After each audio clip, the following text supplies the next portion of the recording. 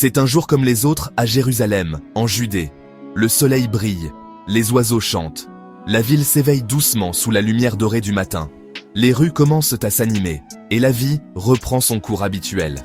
Les habitants de Jérusalem se préparent pour une nouvelle journée, remplie de promesses et de défis. Les gens vont et viennent, occupés par leurs tâches quotidiennes.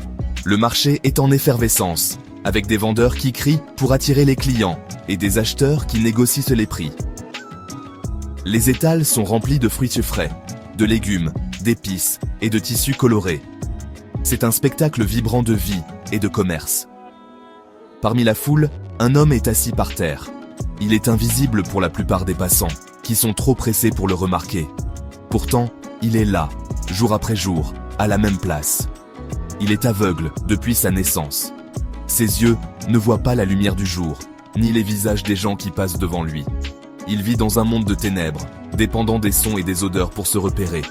Il ne connaît pas la joie de voir le ciel bleu ou le sourire d'un ami. Les rires des enfants qui jouent autour de lui sont un rappel constant de ce qu'il manque. Pourtant, il garde espoir et continue à vivre, jour après jour. Il mendie, car il ne peut pas travailler. Sa main tendue est un appel silencieux à la générosité des autres. Chaque pièce qu'il reçoit est une bénédiction, une aide précieuse pour survivre un jour de plus. Chaque jour est un défi, une lutte pour survivre. Mais malgré les difficultés, il trouve la force de continuer. Sa résilience est un témoignage de l'esprit humain, capable de persévérer même dans les circonstances les plus difficiles.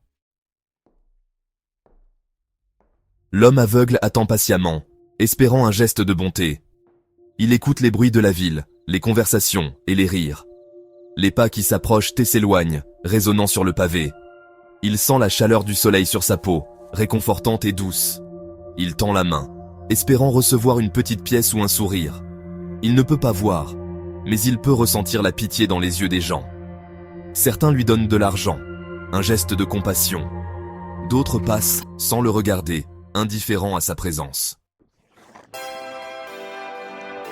Soudain, l'homme entend une voix douce et puissante. C'est Jésus, le Fils de Dieu. Jésus s'arrête devant lui, calmement. Les disciples de Jésus demandent « Rabbi, qui a péché, cet homme ou ses parents, pour qu'il soit né aveugle ?» Jésus répond « Ce n'est pas que lui ou ses parents aient péché, mais c'est afin que les œuvres de Dieu soient manifestées en lui. » Section 4. La guérison miraculeuse. Jésus se penche et prend de la terre.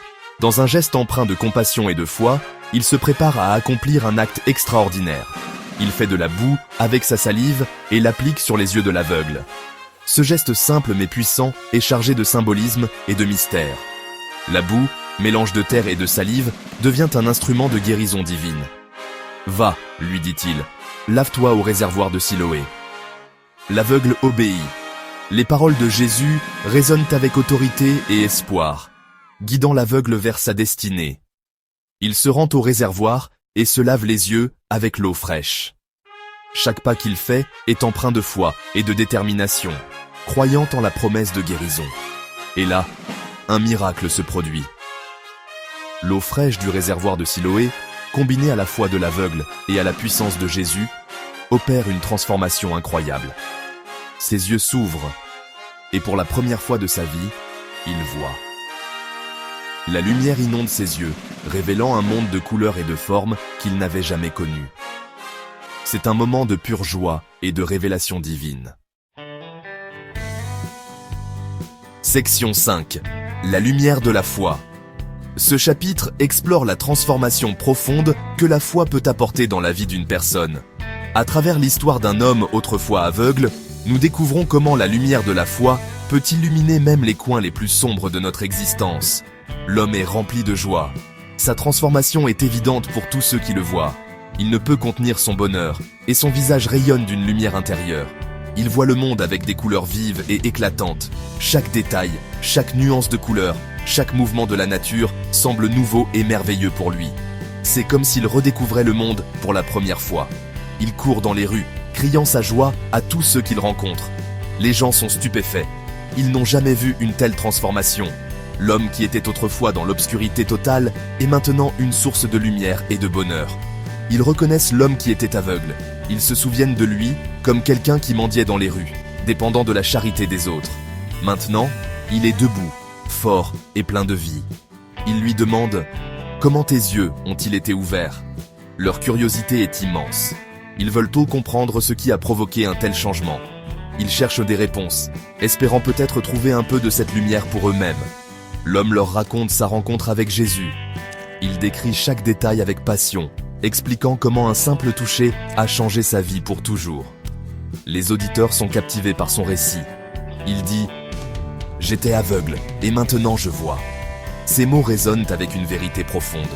C'est un témoignage puissant de la foi et de la guérison. La guérison de l'aveugle est un miracle qui montre la puissance et l'amour de Dieu. C'est un rappel que, même dans nos moments les plus sombres, il y a toujours une lumière qui peut nous guider. C'est un message d'espoir pour tous ceux qui souffrent. La foi peut apporter une transformation profonde et durable, illuminant nos vies et nous offrant une nouvelle perspective. La lumière de la foi est un phare dans l'obscurité, guidant nos pas et nous rappelant que nous ne sommes jamais seuls.